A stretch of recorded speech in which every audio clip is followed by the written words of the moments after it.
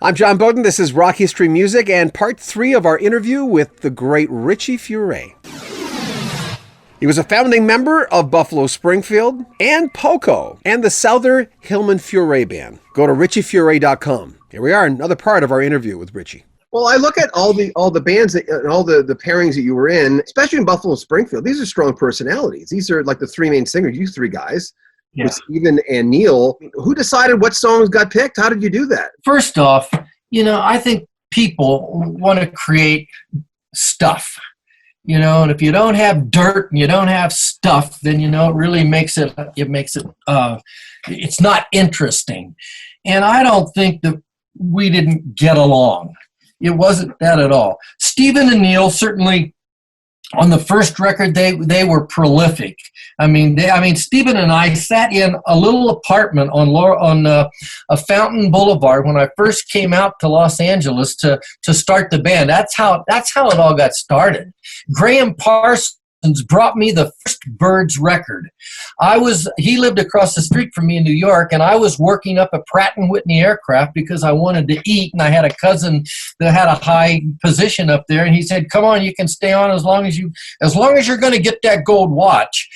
Stick around for the 25." I said, "Of course I am. I'm here for the duration." That was until Graham brought the record up to me. When I heard it, it was like, oh man, I got to get music. I got to get back in. I got to get doing music. So I got a hold of Stephen. Long story. If you're reading how it all turned out, it was kind of interesting that I even actually got a hold of him because he had traveled from New York out to, he was in Los Angeles, but had stopped off in San Francisco where his mom was at the time. But it probably took a month getting back and forth. And he said, "Come on out. I got a band together. All I need is another singer. Let's go." And I said, "Man, I will take care of my business and I will be out there to see you in no time flat." And so he said, "Come on out. All I need is another singer." I got the whole band. Well, when I got out there, the whole band was me and him. And so that was a shocker because actually John had tried to put together a group in New York that I heard before he left for California, that Pratt & Whitney handing out tools actually sounded better to me than the group did. So, for me to get on an airplane and fly all the way to Los Angeles, that was a whole other story. But, when I got out there, we sat in this little apartment. And it was tiny, but it was so perfect because he had all of these songs that are on the first album written. And all we did, man, was look at each other, sit with each other, learn how to phrase, learn how to harmonize, learn how to sing together. So it was a very valuable time. And actually, I taught him Clancy.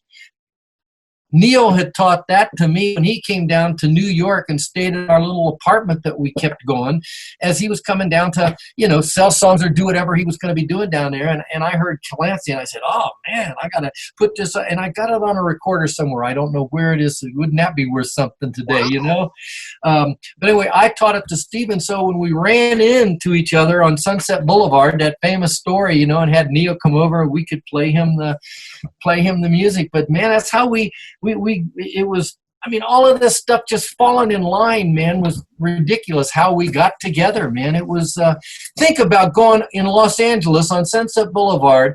Neil's been in town for probably 2-3 weeks looking for us, and heading to the 405 to go to San Francisco.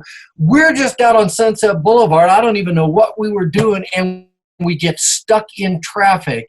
And right there's this hearse with Ontario license plates on, and sitting there driving the thing is Neil Young. We pull into Ben Frank. But going back to your question, people want to make dirt, and if there isn't any dirt, well, these guys don't get along. I don't feel that was I don't feel that was the issue.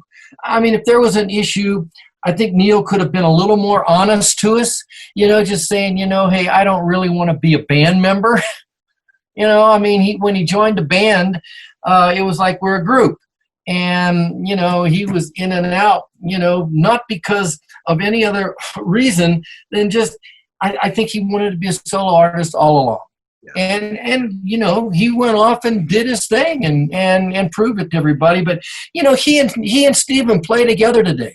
You know, when we did the reunion it's been several years ago now, man, it was like a glove coming together. I mean, it was too bad that Bruce and Dewey weren't there, but I tell you, Joey and Rick, I'm sorry that Rick's not with us anymore either, but with having Joe Vitale and Rick Rosas, man, it was perfect, and we just had a great time for those 7 or 8 shows that we did.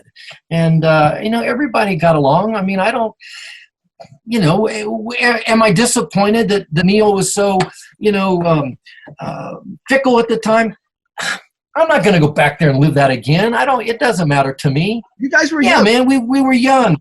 And the fact that we could get together and we could, you know, do what we did, you know, 10 years, gosh, I can't even believe that playing at the Bridge School was that long ago, but it was probably 10 years ago now.